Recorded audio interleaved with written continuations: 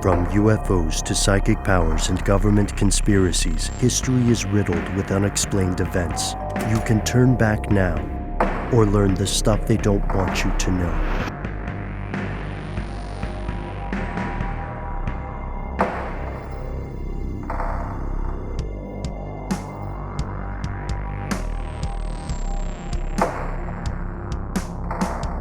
I wanted to bring something that is, in my mind, hilarious because I am emotionally 3 years old and also maybe very helpful to humans. We'll see why. The best way to set this up is with a lovely little Twitter conversation I had recently with Dan.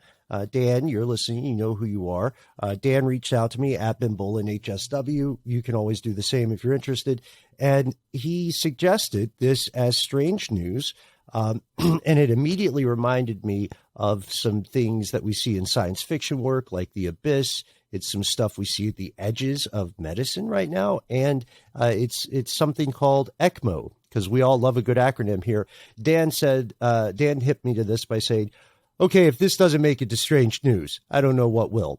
Why the fuck would scientists have come up with ways for pigs to breathe through their rectums? That's from Dan. It's a good question, Dan, and I want to give credit where it's due. And I started looking into this, and that's kind of the future. So, like in science fiction work, you know, if anybody's familiar with the abyss or the countless deep space exploration things where people travel out into the ink beyond the solar system, and they have to go into some kind of cryogenic state, deep freeze, right? And often they're in a capsule and they are covered with liquid, with breathable liquid. How are they breathing that? It's something that we don't really spend too much time on in the screenplays, but people are spending a lot of time on it in the real world. They're trying to figure out. They're trying to figure out, and not for the first time, how to what we can learn from humans. And you like this, Matt? Mice and other rodents breathing through their assholes. What can it teach us for humans? It's all about a process called ECMO, extracorporeal membrane oxygenation. You can read a great report over by Nicoletta Lannis at Live Science. Pigs can breathe through their butts. Can humans? If you want something from a paper of note, then do check out Breathing Through the Rectum Saves Oxygen-Starved Mice and Pigs by Elizabeth Preston over at New York Times. So there's a study that most of these things are referencing, and I hunted down this study, which was published in Cell.com, actually just earlier this year, called Mammalian Enteral, ENTERAL, Ventilation Ameliorates Respiratory Failure. So, first off, obviously this has shades of South Park vibes, right? Where there's that South Park episode where people figure they can eat with their butt, if you remember that one. Mm-hmm.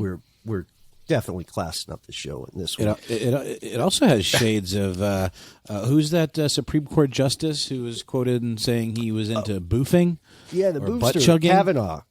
That's the guy, which is, of course, either taking alcohol or drugs up your butt as well. So we know that tissue, that vascular tissue in the anus is very, very porous and can take in, materials and get you high or drunk and potentially raise your blood oxygen levels.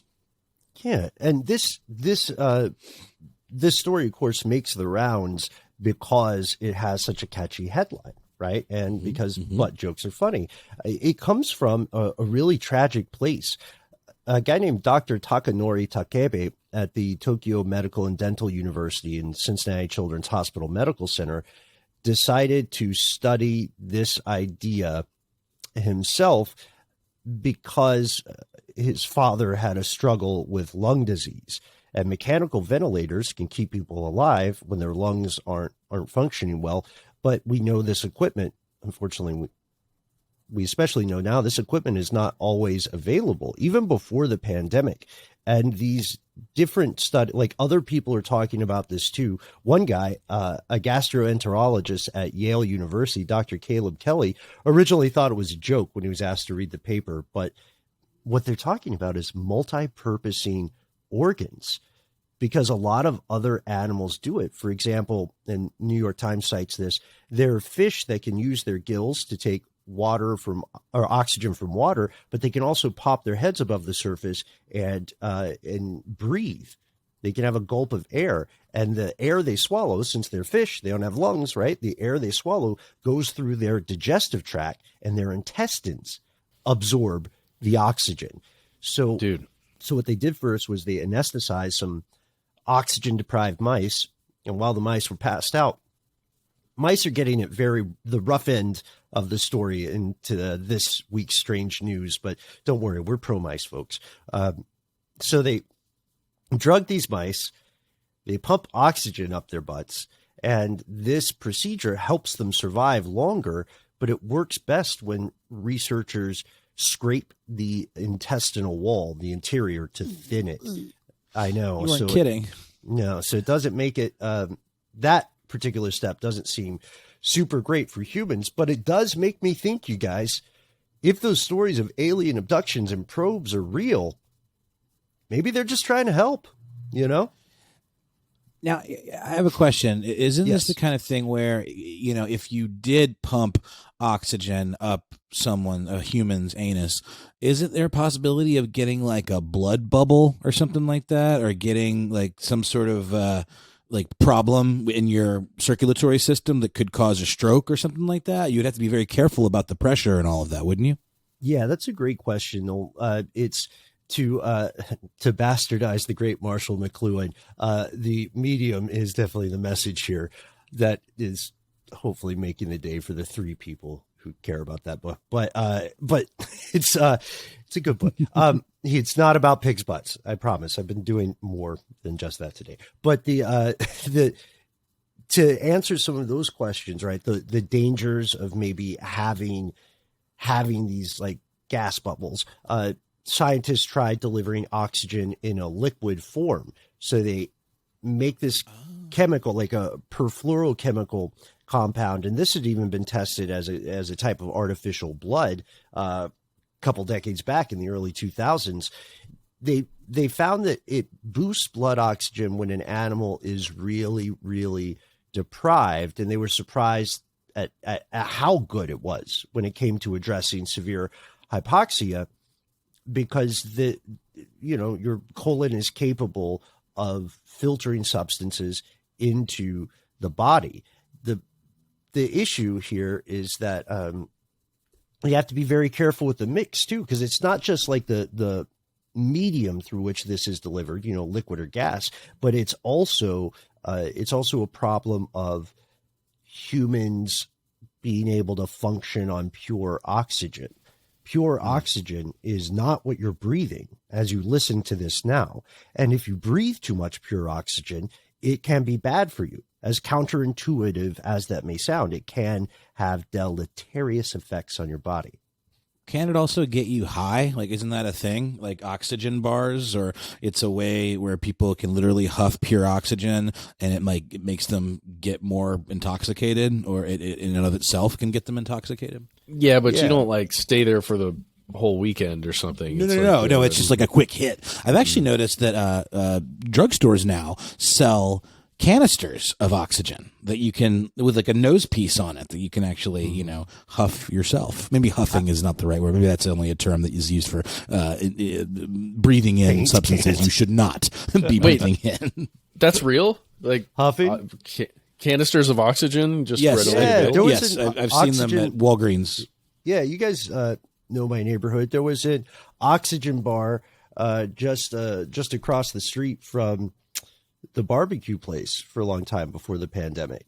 And I still didn't understand that. I think they would give you oxygen, and they would also hook you up to IVs, which just seemed like a disaster waiting to happen for me. I wish them the best, but I've never been in there.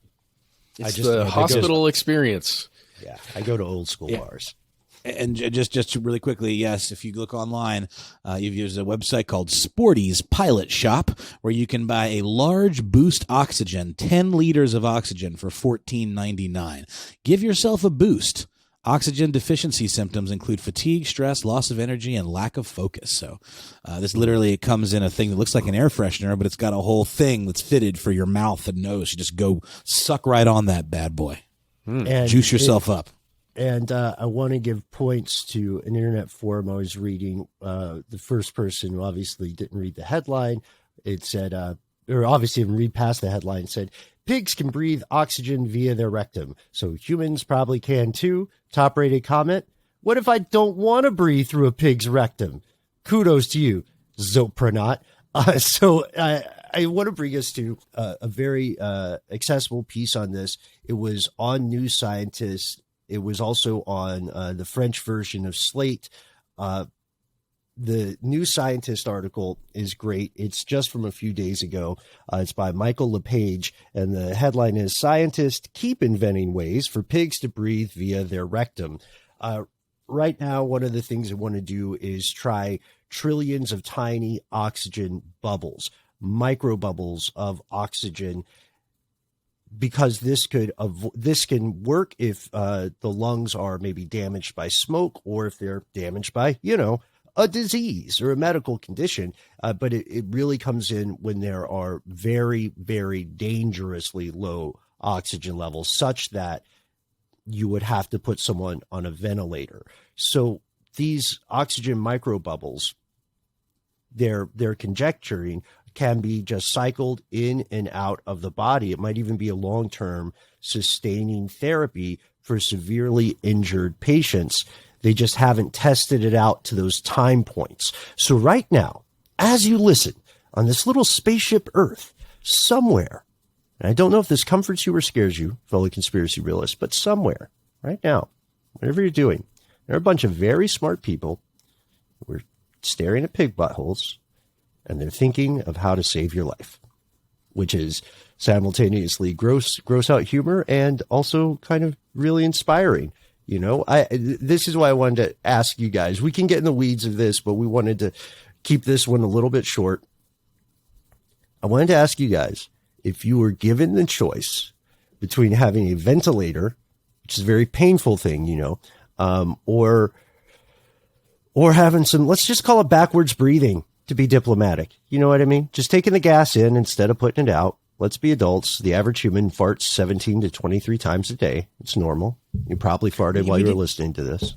But we didn't even think about contaminating our own oxygen supply by expelling while we're supposed to be absorbing.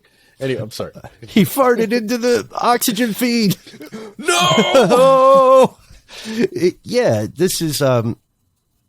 I don't know. I feel like I don't want to sound like a prude, but I feel like I would go with the ventilator just because I already understand that science, right? It's established. Although it is, but I mean, if you get that far, we know that people that end up on ventilators, sometimes there's no coming back. So if this was a way to keep you from getting onto the ventilator, maybe it gives people more of a fighting chance.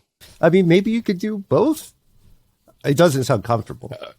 No, it doesn't. It doesn't. It would require some specialized equipment, that's for sure.